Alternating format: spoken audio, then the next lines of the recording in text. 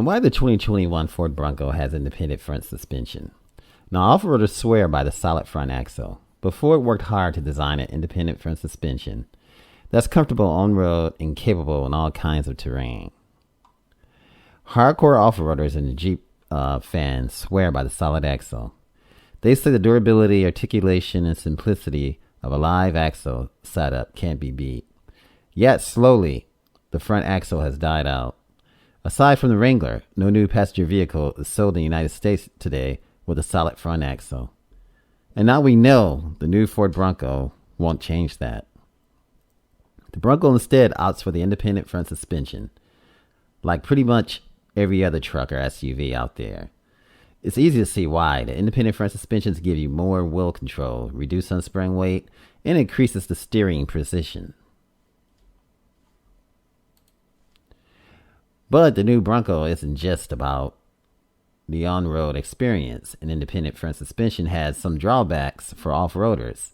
Most IFS designs offer less suspension travel than the solid axle, making it harder to maintain traction on uneven surfaces and keeps all four wheels on the ground. Now, according to Gavin McKee, a vehicle dynamic engineer for the Bronco, Ford considered a solid front axle, but beyond the fact that the increased sprung weight tends to make for an uncomfortable ride, there were other dynamic concerns. A big one is wheel control, which suffers on a live axle vehicle because both wheels are tied together.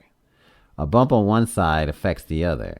That creates a wobbly ride, especially at speed, as the suspension can't keep up with the cascading impacts on the high-speed washboard surfaces or desert conditions.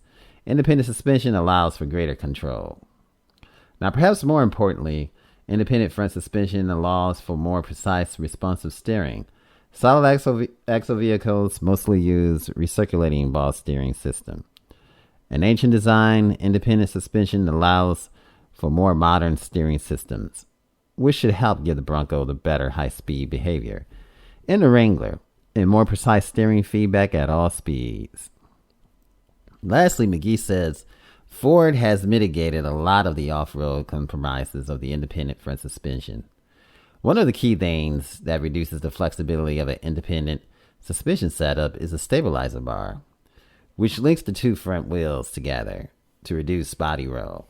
Now, the Bronco has an available electronic disconnect on this front stabilizer bar, allowing way more travel on the RTI ramp, which measures 4x4 suspension flex. A Bronco Badland goes from a score of 560 with a stabilizer bar connect to 700 with a disconnect.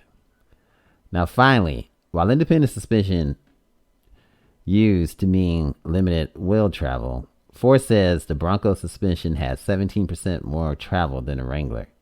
You can also get Bilstein position-sensitive dampers on every trim of the Bronco, which gets stiffer toward the top end of their travel. That means more on-road comfort around town with better composure in challenging high-speed terrain. Combined with the inherent advantage of independent front suspension, the new Bronco should easily feel more refined and stable than the Wrangler, especially on the on-road driving, where most owners spend a majority of their time. This is Automotive Reviews. Thanks for watching, and remember, like, share, and subscribe. If you enjoyed this video, give it a thumbs up, share it with your friends, and subscribe for more interesting videos.